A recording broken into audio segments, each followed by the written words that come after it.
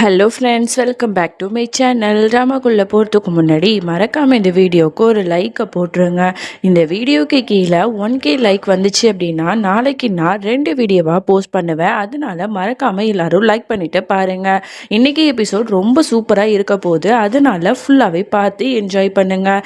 சரி வாங்க ட்ராமாக்குள்ளே போயிடலாம். போன எபிசோட் லாஸ்ட்ல வேலு ரோஹிணியை வலுக்கட்டாயமா கார்ல ஏத்திட்டு போயிருப்பான். அவன் விடு விடுன்னு எவ்வளவுதோ கெஞ்சிறான். ஆனா அவன் விடமாட்டான். அப்ப கரெக்டா சித்தார்த்து மொத்த குடும்பத்தையும் கூட்டிட்டு அந்த இடத்துக்கு வந்துடுறான். ரோஹிணியை விடு அப்படிங்கிற மாதிரி கத்துறான். உடனே வேலு கத்திக்கிட்டு, யாராவது என் பக்கத்துல வந்தீங்க அப்படின்னா ரோஹிணியை நான் கொலை பண்ணிடுவேன் அப்படின்னு சொல்லிட்டு ஒரு ட்ரம் மாதிரி இருக்கா, அதுல அவளோட தலையை வச்சு மோத பாக்குறான். உடனே எல்லாரும் அதிர்ச்சியாகி அப்படி ஷாக் ஆகி நிக்கிறாங்க. உடனே அதை பயன்படுத்திட்டு டக்குன்னு அவளை பிடிச்சி இழுத்துட்டு இருக்கான். அப்ப அங்க நிறைய ட்ரம்மா இருக்கு.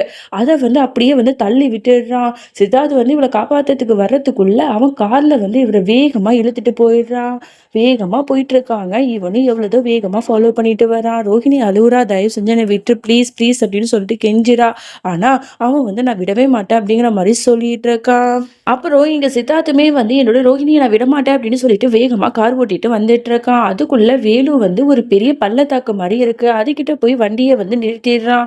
இதுக்கப்புறம் யாரும் உன்னை பார்க்க மாட்டாங்க, நீ எனக்கு மட்டும்தான் ரோஹிணி அப்படின்னு சொல்லும் போது உடனே ரோஹிணி சொல்றா, என்னோட சித்தார்த் வருவாரு பாரு அப்படின்னு சொல்லிட்டு.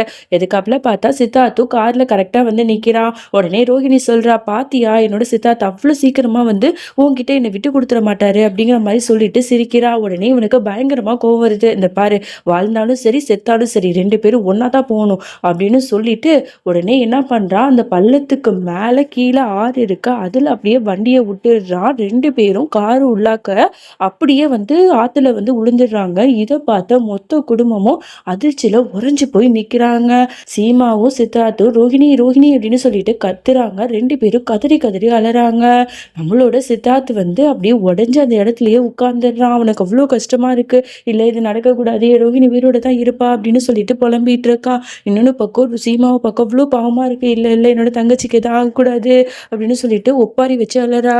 அதோட மொத்த குடும்பமும் 2 பேரையும் சமாதானப்படுத்திட்டு இருக்காங்க. அப்போ கரெக்டா நம்மளோட பிரேம் என்ன பண்றான், போலீஸ்க்குலாம் கால் பண்ணி இந்த மாதிரி வாங்க அப்படின்னு சொல்லிட்டு இன்ஃபார்ம் பண்ணிடுறான். அப்புறம் எல்லாரும் அந்த ஆத்துக்குள்ள இருந்து அந்த காரை வெளில எடுக்கிறாங்க. அங்க ரோஹிணியோட பாடியாவது கிடைக்குமா அப்படின்னு சொல்லிட்டு எப்படியாவது காப்பாற்ற மாட்டோமா அப்படின்னு ஏக்கமா பார்த்துட்டு இருக்காங்க. ஆனா அங்க வேலு ரோஹிணி 2 பேருமே இல்ல, வெறும் காரு மட்டும் தான் இருக்கு. பார்த்துட்டு பயங்கரமா ஷாக் ஆறாங்க, என்ன நடக்குது அப்படின்னு சொல்லிட்டு. உடனே அந்த மாதிரி போலீஸு சொல்லிடுறாங்க, இந்த பாருங்க இந்த ஆத்துள்ளாக்க விழுந்ததுனால இவங்க 2 பேரும் கண்டிப்பா இறந்து போயிருப்பாங்க, அதனால எங்களை மன்னிச்சிடுங்க, நீங்க இறுதி சடங்குக்கான வேலையை பாருங்கிற மாதிரி சொல்லிடுறாங்க.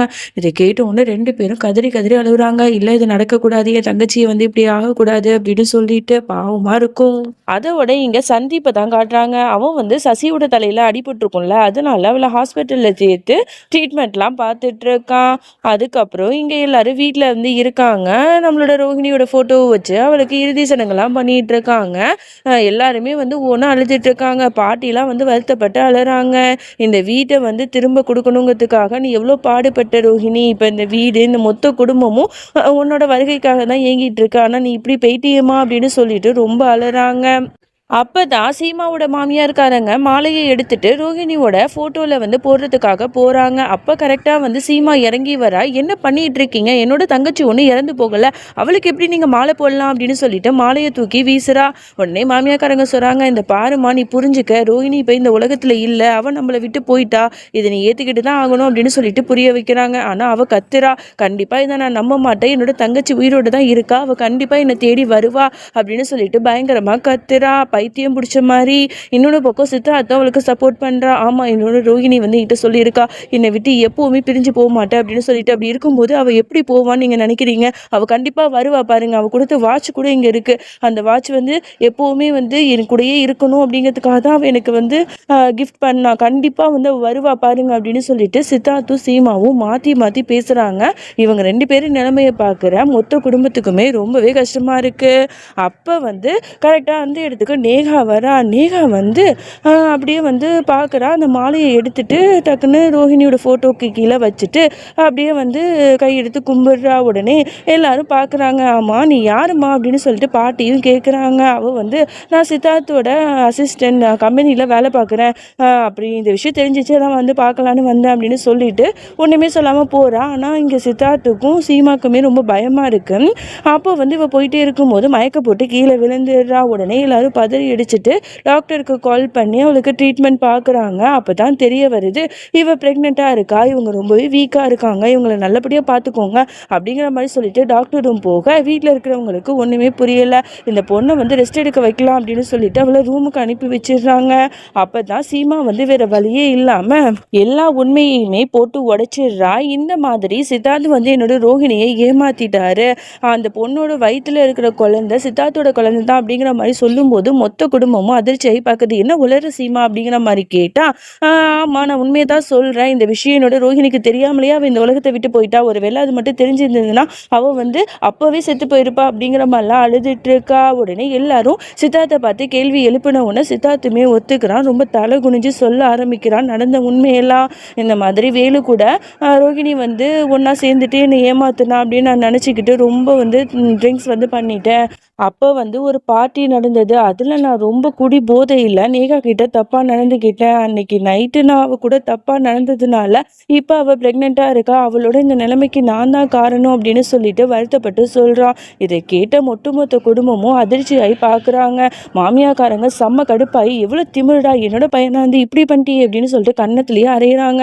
கண்ணா பின்னான்னு கேள்வி கேட்குறாங்க. இன்னொன்று பக்கம் பாட்டியும் உனக்காக வந்து நம்ம குடும்பத்துக்காக நம்மளோட ரோஹிணி எவ்வளோ பண்ணியிருக்கா, அவளுக்கு நீ இப்படியா துரோகம் பண்ணுவ, இதை மட்டும் அவளுக்கு தெரிஞ்சிருந்தா சுக்கு நூறா உடஞ்சி போயிருப்பாடா, உன்னை வந்து எங்கள் வீட்டு புள்ளன்னு சொல்லிக்கிறதுக்கே அசிங்கமாக இருக்கு அப்படின்னு சொல்லிட்டு அவங்க பங்குக்கு மாற்றி மாற்றி எல்லாரும் திட்டுறாங்க. சித்தார்த்துக்கு என்ன சொல்றதுன்னே தெரியல. மொத்த குடும்பத்துக்கும் முன்னாடியும் அசிங்கப்பட்டு கூனி குறுகி போய் நிற்கிறான். இன்னொன்று பக்கம் இங்கே நேகாவை தான் காட்டுறாங்க. அவள் அப்படியே படுத்திருக்கா. அந்த இடத்துக்கு சசி வந்து அவளோட தோல் மேல கையை வச்சு நடிச்சது போதும் எந்திரி அப்படிங்கிற மாதிரி சொன்ன உடனே அவள் வந்து மயக்கமாக இருக்கிற மாதிரி நடிச்சிருப்பா போல அழகா எந்திரிச்சு நிற்கிறா. நான் சொன்ன மாதிரி பண்ணிட்டேன், இந்த குடும்பத்துக்கு நீ தான் சரியான ஆளு அப்படிங்கிற மாதிரி சொல்றான். நீங்க சொன்ன வேலையை தானே சசி நான் பண்ணேன் அப்படிங்கிற மாதிரி இவ சிரிச்சுட்டு சொல்றா. அப்பதான் என்ன நடந்துச்சு அப்படின்னு சொல்லிட்டு நமக்கு காட்டுறாங்க. நம்மளோட சித்தார்த் குடி போதையில் அவகிட்ட தப்பாக நடந்ததா தானே நினச்சிட்டு இருப்பான். ஆனால் அது உண்மையே இல்லை. அன்னைக்கு உண்மையாகவே வந்து அவன் போதையில் வந்து அப்படியே பெட்லேயே மயக்க போட்டு விழுந்திருப்பான். அப்போ வந்து நிறைய பேர் வந்து அவனை அங்கேருந்து அழைச்சிட்டு போயிருப்பாங்க.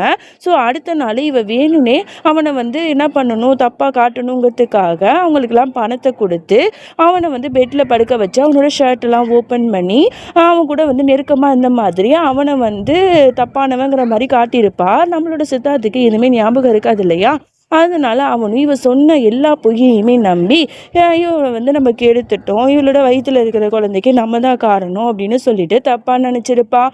ஆக்சுவலி இந்த மாஸ்டர் பிளானுக்கு காரணமே சசி தான். இப்படி ஒரு பங்கமான ட்விஸ்டோட இந்த எபிசோடை வந்து முடிச்சுக்கலாம். இன்னொன்று பக்கம் நம்மளோட ரோஹிணிக்கு வந்து பயங்கரமாக வந்து ட்ரீட்மெண்ட்லாம் பண்ணிகிட்டு இருக்காங்க. அவளோட தலையில் பயங்கரமாக அடிபட்டிருக்கு. டாக்டர்ஸ்லாம் வந்து வேக வேகமாக வந்து பார்த்துட்டு இருக்காங்க. உடனே வேலு சொல்கிறான், என்னோட ரோஹிணிக்கு எதுவுமே ஆகக்கூடாது, சீக்கிரம் அவளை காப்பாத்துங்க அப்படிங்கிற மாதிரி சொல்லிட்டு இருக்கா. இன்னொன்று பக்கம் ரோஹிணியை பார்த்துட்டு, ரோஹிணி உனக்கு எதுவுமே ஆக விட மாட்டேன், ஐ லவ் யூ ரோஹிணி அப்படிங்கிற மாதிரிலாம் சொல்லிட்டு இருக்கான். அந்த மாதிரி எபிசோட் போயிட்டு இருக்கு. இதோட இந்த பாட்டை நம்ம முடிச்சுக்கலாம். இதுக்கப்புறம் என்ன நடந்துச்சு அப்படின்னு சொல்லிட்டு நாளைக்கு பார்க்கலாம். அது வரைக்கும் என்னோட காத்திருங்கள்.